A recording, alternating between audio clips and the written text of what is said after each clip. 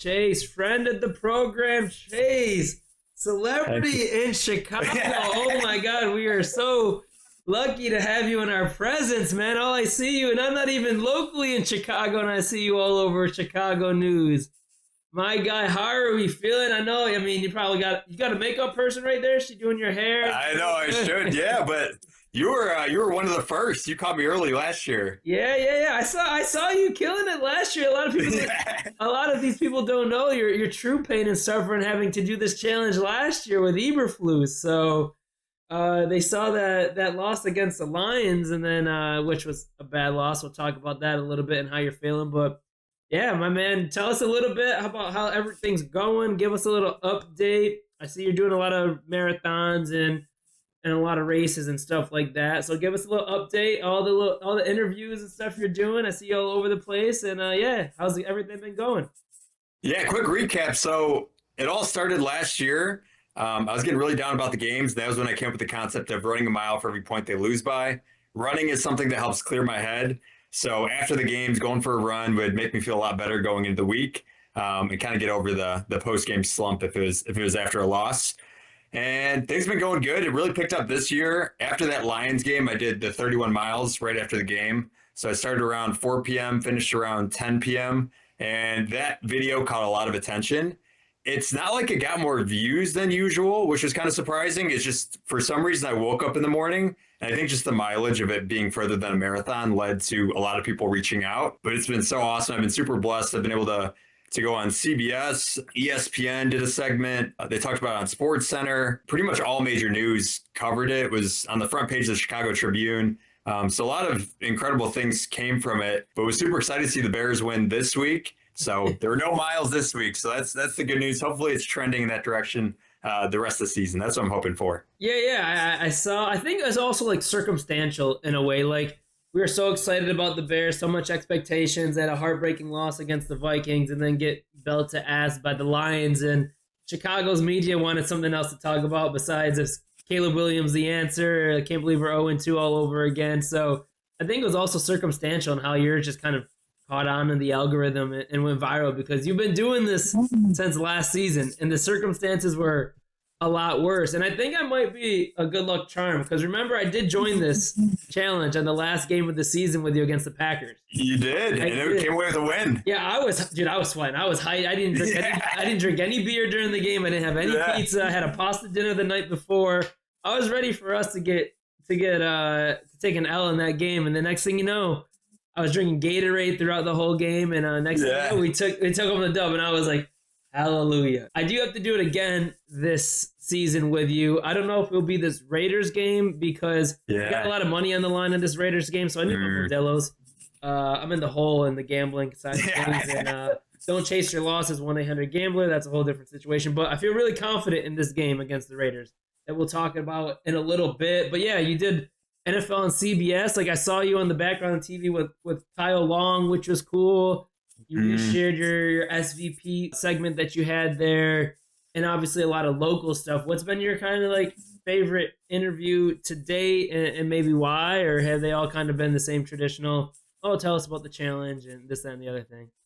Yeah, there have been a lot of crazy moments. I think what's like really stuck out is one, the Lions like reshared my video at the beginning. I don't know if you caught that at all. No. But they so after the game, they always do like kind of like a brain rot type victory celebration video. But I was just scrolling and I started getting all these DMs of this video, and I clicked on it and I was like, that's the intro to my video I do before the games. And I looked up top, I saw like Lions, and I was like, oh, this has got to be a Detroit Lions like fan page.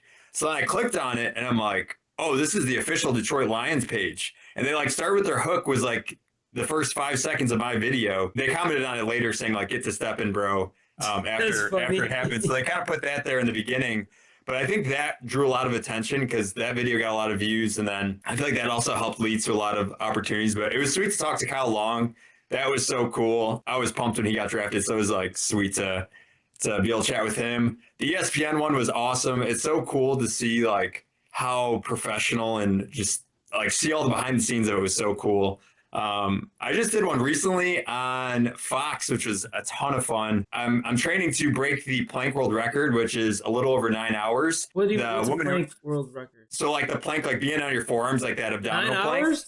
It's over 9. Yeah, it's over 9 hours. This woman interviewed me, Tia. So she was interviewing me back and forth, and we were in a plank during it. So that was a lot of fun too. But there've been a lot of like awesome things, and definitely been very, very blessed with all the opportunities that came from this. Man, my man is a superhuman. Chase, you should change your username, Chase the Superhuman, because that's why 9 hours playing. I can't even do 60 seconds at the gym. I can sit on the couch and watch football for 9 hours. Yeah. I mean, depending on the Bears game, it's either I can watch it for 9 hours or 9 minutes and walk away. But that's awesome, man. That's awesome. And are you a full-time creator now? Because I think I've seen some videos of yours. You're doing collabs and stuff. Are you a full-time content creator, or have you always been? Yeah, so I would say I'm 50%. I own a gym. I have a gym in Northbrook, Illinois, Chase Milk Training. So I train people for most of my days, and any opening I have is pretty much spent running, training, or creating content. So I would say about 50% of my income comes from content, and 50% comes from the gym. That's awesome. Congrats, man. That's where I'm trying to get Thank this you. year and full send it with the content this year. So I sold like my cleaning clients. I had a boutique marketing agency and a cleaning company here, and I liquidated some of those clientele to lock in on the content. And I resell like sports and Pokemon cards and stuff, like a vendor in that kind of aspect. That's a big trend in pop culture now. So with the trading card market, so I do that to put food on the table. But yeah, I'm trying to chase the full-time content creator stuff. So I'd love to pick your brain offline one of these days, just to kind of see the different directions where you're getting more sustainable income on that side of things. Because obviously there's affiliate links and one-off videos and stuff, but just kind of what avenues that you may be using to get where you got to be to get that 50% income. I'm not trying to be like Ninja or Mr. Beast or Portnoy over here. I just want to like have a fair living, talking about the Bears and what I love about that. But that's a nonetheless sidetrack. What I really like, because you also did this for Bulls games, right? You also do this, which is playing with fire, bro. Like, did you give context to these interviews? Like, all right, first of all, I did it throughout the whole Eberflus regime, which was a living hell after week 6, and then you also do it through Bulls games, which they suck more than the Bears. So, like, I hope you're giving them context. Like, this is a long-term challenge, and just week 3 of or week 2 of the Lions game. Yeah, I feel like there was enough shock value from just the Lions game. And a lot of these interviews too, kind of like social media. I feel like it flows better if it's like quick hitting and like giving some like information as quick as you can, getting it out to. I mean, I view it like trying to hold someone's attention span like alive. Yeah. So just trying to get everything out as quick as I can with like as few words as possible to give them an idea of what exactly I do. Yeah, I'm sure you'll go viral when the Bulls get destroyed by, like, I don't know, the Celtics or something by 30 points, if you decide to do that all again. And they play 5 times a week, so you're really playing with fire there. Yeah, for the Bulls, I didn't do all the games. I would pick like a few games a week, but it definitely was a lot more dangerous. It's hard with the other leagues because like baseball, the Cubs play so many games. Yeah. The Bulls play so many games. I feel like football is really one of the best ones because it's like once a week. Everyone's watching, everyone's tuning in. So I feel like football really has a little bit more excitement around it, but I'm trying to play around with other games too and keep it exciting. And is it your girlfriend? I'm assuming is it your girlfriend in your videos that you guys do, and she's a Packers fan or something, and she's also a super marathon runner, if I butchered that term, but another superhuman, I should say. Yeah, she's my fiance now, but yeah, we Thank you. Yeah, we've done a lot of stuff together. We've done an Ironman together. We've done 100-miler together. We've ran the Chicago Marathon together. But yeah, she sometimes is featured in the challenges. What's so fun about it is we both know we're both good for the mileage no matter what, because we're both like constantly training. So even if it's like a 30-point game, like I know she can handle it, which is fun. But yeah, it's been a lot of fun. We've done Bears Packers. She is a Packers fan. Last year she did have to run a couple miles after that game. Oh, that was and hopefully this season the Bears win both of them, so she ends up running both times. But I feel like it is a fun dynamic when there's two people because it's a guarantee you'll see someone running at the end of the video, which I think people want to see. No, that's definitely cool, and the fact it's like it's an arch rival is twice the sweetness there. And so if she, like last year when she had to do it, are you sitting up in a lawn chair with a nice beer, slice of pizza, watching her run laps around the neighborhood, or did you run it with her? Yeah, what's so funny about the videos is like I try to edit throughout the game. So I'll film and edit during the game. But while she was running, I'm just trying to like get captions right, make sure the spelling's right on everything. I'm trying to edit as quick as I can. So when she finishes running and sends me the clips of her running, I can just plug it in real quick and then because I want to get the videos up as quick as possible. And sometimes it's tricky, especially if it's like late at night. I want to get the video up before everyone's sleeping and try to finish the run as quick as possible for me, or if she's running for it. So big question is he really running the miles? Which I know you are. You're running, but like, are you running the miles? And then like, are you doing that like in a big loss like that, 30 miles? Are you running to like downtown Chicago and back? Like you got to keep busy. Running around 30 miles in a circle neighborhood's got to get boring after a while. Like, what's your, not that anyone needs to stalk you and put an air tag. Oh, yeah. Like, what's like, how do you get through like a 2-mile one is one thing that's around the block a couple times, but like a 30-mile one, are you getting creative and running to the local Jewel and back so it's not such a mental burden? Like for me, I need to run outside. I can't run on the treadmill. Yeah. But like, how are you getting through that?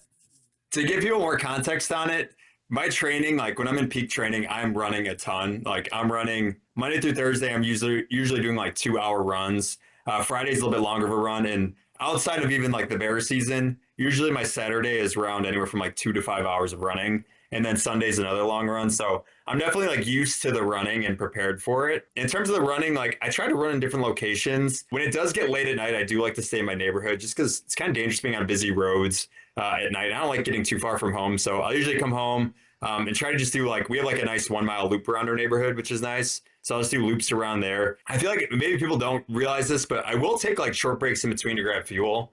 Like this last one I did, I like stopped at the gas station a few times, grabbed some electrolytes, grabbed some salt, grabbed some like cereal to fuel me. So I'm not always going back to back the entire time. There's like some short rest in between of like grabbing cereal or grabbing whatever I need to fuel me, but the miles do get done. That's good. That's good to know. And not to relive the Lions game too much, because I'm pretty sure you might have PTSD from that one, but like, what was going through your head during that game? We know you have the challenge, like second quarter, third quarter, it's getting 14, 21-point lead. Like, what's going through your head? Are you like fueling up, eating a bunch of carbs before ahead of time, knowing that you're gonna have to run these miles, or what's going through your head when it's a lead that big against the Bears? Yeah, going into every game, I think the Bears are going to win. I think that's part of being a Bears fan. You do go in with expectations of them winning, and I felt the same way for the Lions game. As the game went on, once we got to about halftime, that call, I feel like where the clock could have ran out, they first had people heading in. I feel like that was a big swing in momentum where it would have been 7 points going to half, but it ended up being 14. Now, coming off that, if I remember correctly, I'm pretty sure the Bears got the ball out of half. I think they had like a quick drive. But I was thinking, okay, Bears are going to strike back right away. Like worst case scenario, maybe 14 miles, 14 points. So definitely not anticipating that, especially with the Lions' performance on offense the week before. I wasn't expecting anything crazy. So I was pretty shocked. But as the game went on, there was like the onside kick. The Bears didn't get. I was like, ooh, this could lead to more points. And then they had that fourth and goal where instead of kicking the field goal, they went for it again, which is another 4 miles that added on. So definitely hurt to see every score that went down. It's kind of like a gambler's mentality when they got the spread and you're looking for a backdoor cover. Like, all right, you're just cheering for the Bears to get a couple last-minute touchdowns to reduce it from 7 less miles to the total you're going to have to run. So, yeah, what's interesting about it too is like with like Eberflus, I feel like the games are always close. I feel like Ben Johnson has a more of a all or nothing mentality. So I feel like he didn't care about keeping it close. He's like, I'm trying to do anything to win. And he's like throwing out onside kicks, this and that. So that definitely hurt a little bit more where I feel like Eberflus would maybe play more conservative and just let the time try to run out. Yeah, these 4th downs that Ben goes for and we don't get definitely takes adds 3 miles a minimum to your thing, because Eberflus would take the 3 points or whatever, a more conservative coach. All right, that's 3 less miles, but when you're failing on 4th and goals multiple times, and then they get a short field, and then the failed onside kicks and missed field goals, we got Cairo Santos, so there's always 3 extra miles you might have to run. Definitely a different kind of storyline compared to last season. 100%. We talked a little bit about your interviews and stuff like that. Let's talk about the Cowboys game. How are you feeling going into that game? You know, we had a lot of question marks on the defense. No Jalen Johnson, right? A lot of injuries. TJ Edwards, Kyler Gordon. The Cowboys it was supposed to be a high-scoring point game. So how are you feeling throughout that game? And then once Chicago was starting to get the lead, are you putting your feet up? Are you enjoying yourselves? You got the week off. So tell us a little bit about your mindset going through the Cowboys game compared to the Lions game. Yeah, so for that Cowboys game, on some of the interviews, they asked for what I thought the score would be. And for all of them, I said like 35-28 Bears would win. But I had a feeling it'd be a high scoring game. I wasn't sure how the defenses would perform. Seeing that Tyreek Stevenson like strip early on, that was big. I feel like that set the tone for the game because they were kind of driving on that first drive. But I feel like it's such a momentum game. And Ben Johnson, like I said, he's like all or nothing. And I feel like that helps put a team away when he like keeps pushing on the points. So it definitely felt really good. And I was feeling really good even like that third quarter, pretty confident that they're going to win. So that was really nice. And it was nice to know I still had like the rest of my Sunday night. Like I got my video up like a little after 7, can relax, got to watch some Sunday night football. So overall, great day. What are you do? Are you able to like consume heavier foods at that point? Like you got to probably eat somewhat lighter when they're about to lose, right? You don't want to be. I'm thinking football Sunday. I'm a fat ass. I'm drinking beer and eating pizza on football Sundays. But when you see the Bears starting to win, especially in a game like that, you're able to ease up a little bit and enjoy yourself in terms of food wise and some beverages and stuff like that. I feel like I'm so focused on like the content, the game, and the running that like I'm so distracted that I don't even really get that hungry. Yeah, But the second I get my video up and like the game's over and I'm done with that, then I could like relax and like enjoy food. I don't drink, but I do love like Diet Coke. So I'll like nice. grab some Diet Cokes and pound those, which is always good. And you wouldn't drink those before a run, right? You're probably drinking more electrolyte focused beverages before that. Definitely electrolytes, but you'd be surprised that like ultra marathon races, they have a lot of carbonated drinks like Sprite, Coke. It's kind of helps with the stomach, and also there's some good like I think there's sodium in there too. But yeah, you definitely see a lot of them on like ultra marathon courses. So not the worst thing to have is for a long run.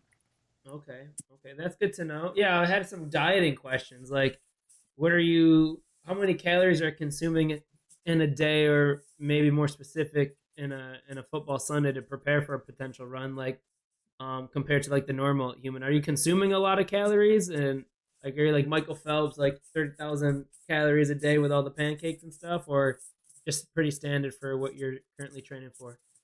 I would say pretty standard. That Lions game was definitely a little bit more miles than I anticipated. So I definitely tried to grab some food before I took off for the run. And I like foods like oatmeal, stuff like that. It kind of sits well in the stomach.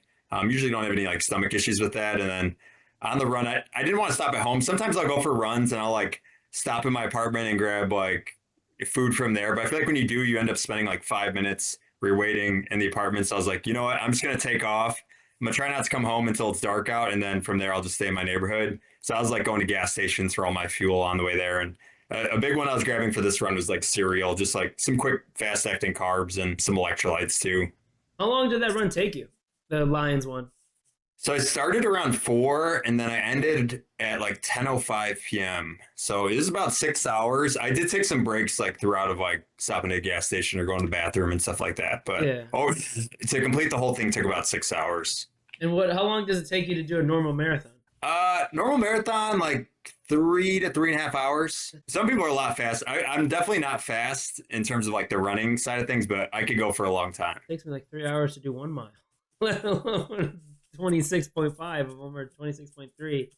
All right, we got a big game against the Raiders, right? You had the week off. This is a potential streak for you to have a nice 3-week time off. So we beat the Cowboys. Winnable game against the Raiders, Bears bye week. And then we're not looking too far ahead, but how are you feeling going into the game, Bears fan-wise, but also however it relates to your challenge? How are you feeling going into this game against the Raiders? It's in Las Vegas, but it's kind of like a mini home game for the Bears. A lot of Chicago people probably going there. I was eyeing this one with my father, but tickets were too expensive. How are you feeling going into that game? Talk a little bit about Caleb, the offense, the defense, from what you've seen in the first 3 weeks of the season so far. Yeah, I feel confident that the Bears are going to come away with another win. Offense looked really good. Ben Johnson looked awesome with like all of his calls, and it looked similar to what we saw in Detroit with all the trick plays and kept the defense on their toes. So I feel like the offense can perform well once again. Defense is starting to play well. That was a really good week. I think as long as they're getting takeaways, I'm predicting another Bears win and no miles for me. And then for your audience, I'm actually going to need some help because during the bye week, I'm trying to figure out what game to do because I still want to do a game. And I believe it's the Packers bye week that week too. I was going to do my fiance takes the Packers and I take whoever they're playing. But it looks like the Bears and Packers have bye weeks the same week. So if there's a game anyone's eyeing in the NFL or college that you want to see me do during that bye week, let us know in the comments. Yeah, let us know in the comments. We'll clip that. I don't pay attention to too much college, and I don't do too much college content. However, that's week 4. So week 5, I got the games in front of me right now. Thursday night, week 5 is 49ers-Rams. We want a Sunday game, right? Vikings-Browns. We got to maybe do like a rival. We got to cheer against the Ops on this one. That one's against the Browns. Texans-Ravens, Giants-Saints, Broncos-Eagles, Cowboys-Jets, Raiders-Colts. If there's maybe, oh no, I was gonna say Lions-Bengals, but they don't even have their starting quarterback. Yeah, that would kind of chalk too for games. There's not really too much exciting. Maybe the Vikings and Browns. That's in London though. That's a 9:30 game. I don't know. We're gonna have to look at that one during the bye week. I don't know. The football slate. I can look at the football slate. Yeah, I feel like that Vikings game sound interesting. The Broncos-Eagles, I feel like that could potentially be interesting. But not a lot of like big games that week, it sounds like. Yeah, not even like good games either, like matchups. Yeah. I think you got to kind of link it up with an arch rival somehow. So it's either the Lions and the Bengals, but the Bengals don't have Joe Burrow, so that you might be cooked for that one. It could be like a revenge game, like where they made you run 30 miles or whatever, so you're cheering on the Bengals. Or Vikings and Browns. I mean, they did beat the Packers, so maybe you can go for that one. Yeah. Who's playing quarterback for the Browns? Flacco? Flacco right now, yeah. They just beat the Packers, and then you got the Vikings who have Carson Wentz in for J.J. McCarthy right now. So we'll definitely clip that one. But in college, I mean, I don't know. What college did you go to? I went to a small D3 school, so I feel like people would want to see the big games. Yeah. I tried to do like stuff local in the Midwest. I did do UNC, which was crazy on my end. I tried to do like any big game that I feel like a lot of people want to watch.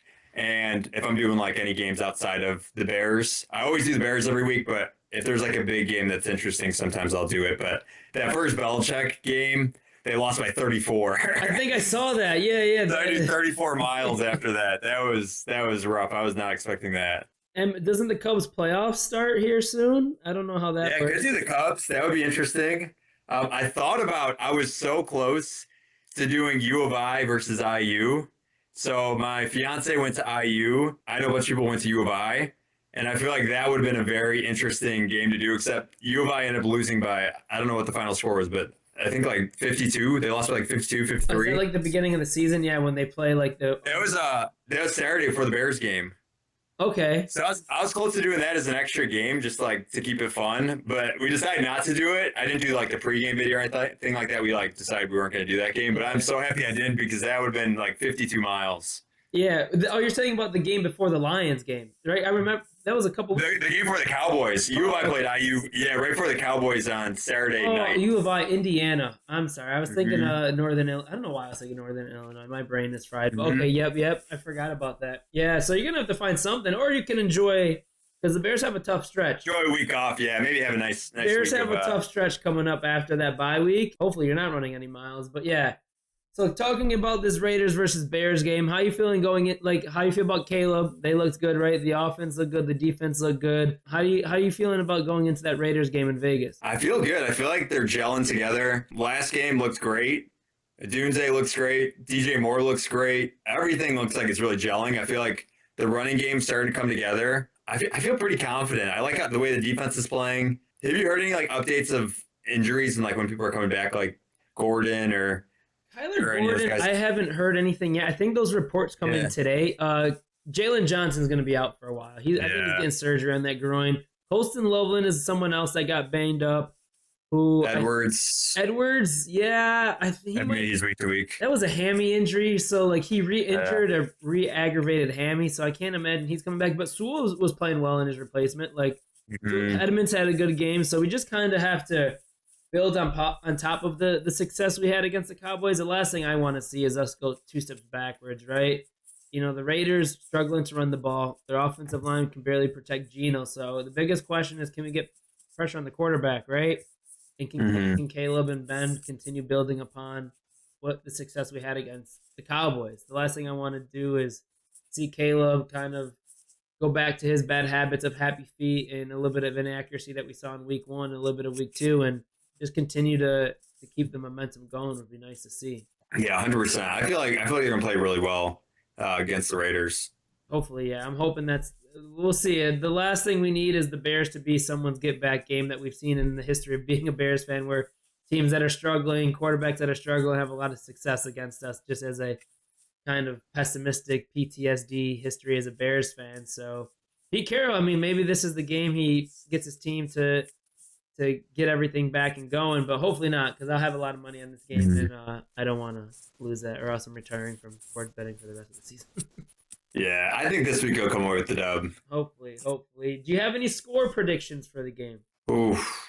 I'm predicting another high scoring game. I'm predicting a blowout for the Bears. I feel like they're gonna have a big game on offense. I'm gonna say 42. Actually, let's make it 45. Raiders 14. Wow. Okay. I like that. Not complaining. That sounds awesome. That sounds great for me. It sounds like it's going to be an offensive scoring game. Roma Dunze, Caleb Williams. With that being said, do you have any bold predictions? And for bold predictions this year, we clip it and I make bets out of it. So we're 0 for 2, our guest of the week. We forgot to do one last week with our boy Tyler Santiago. But any bold predictions for the game? It could be Caleb Williams throws for 5 touchdowns, or DeAndre Swift has 100 rushing yards. Whatever you think is bold, we'll clip it and I'll make a bet out of it and we'll post it. But Chase's bold predictions for Raiders versus Bears week 4. I'm going to say DJ Moore, 2 touchdowns. DJ Moore, 2 touchdowns. Okay. Any other bold predictions? We can parlay. We can do anything. We're degenerates. So. Ooh, let's see. Let's see defensive wise. I feel like Byard's going to have a pick. Okay, Byard with a pick, and then 2 touchdowns for DJ Moore. All right. We like that. We'll do that. We'll put in a bet. Geno Smith throws an interception, because I don't think we can do particularly Byard. And then we'll do DJ Moore 2+ touchdowns. We've been on this DJ Moore train and hoping that he's going to get back into it. We had a guest of the week in the beginning of the season that did a DJ Moore bold prediction, but I don't know, something's not there right now with DJ. Something's off. I don't know, the body language and stuff, but I'm hoping he gets back. If not, Rome is looking real good. I do have to say, DJ Moore does not miss plays. He is an Iron Man. I feel like he'll take a big hit and he's in like 2 plays later. Yeah, that game was that's after the Vikings. He just does not miss games. He's a beast. Yeah. That game after the Vikings where he got hit pretty hard, that hospital ball, and he got back up, and then he went back down at the end of the game or something. But yeah, he is a warrior. Knock on wood. Like he balls out. Do you want to do, instead of Bears trivia before we head out, it's called a build an all-time fantasy team. We're gonna, if you want to try it out, essentially you're picking players. Let's say it's a randomized team, and then you pick a player from that team, and whoever has the highest scoring team has bragging rights.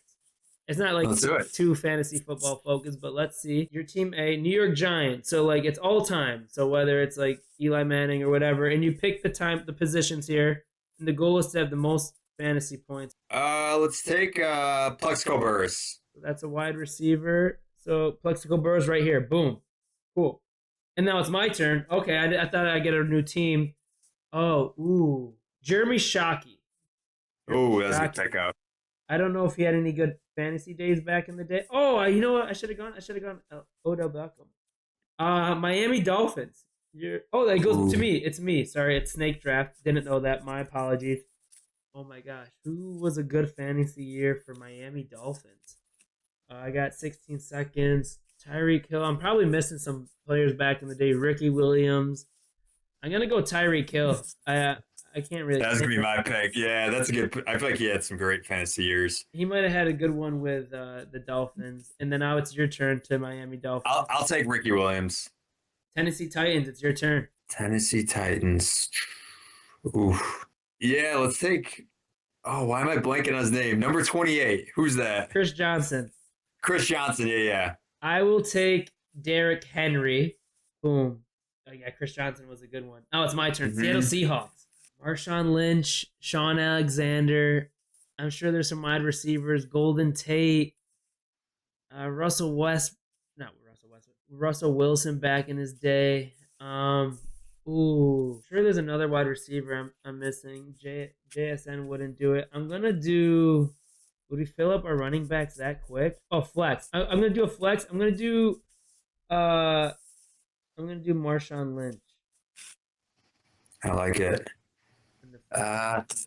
Seahawks. Let's take DK Metcalf. DK Metcalf, okay.